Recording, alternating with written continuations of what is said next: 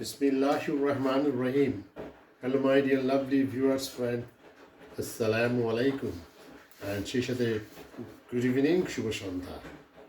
গতকালকে গিয়েছিলাম বার্মিংহামে, আর এই বছরের প্রথম আম কিনলাম, বাংলাদেশি আম। এই দেখেন, হিমসাগর। মানে ঘ্রাণটা এত ভালো। হিমসাগর তো তাড়াতাড়ি আসে, আবার তাড়াতাড়ি চলে যায়।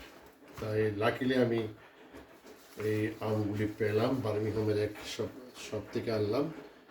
দেখেন সাইজটা বড় সুন্দর, সবটি একই সাইজ।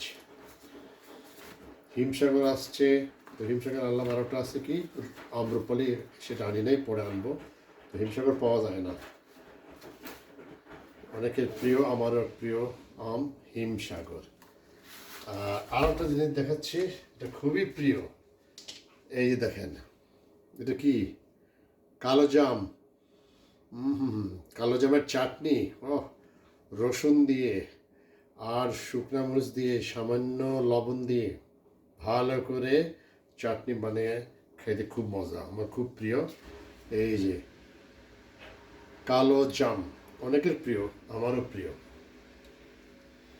তাই লাকিলি আমি কালো জাম পেলাম আর আম্রপালি পেলাম।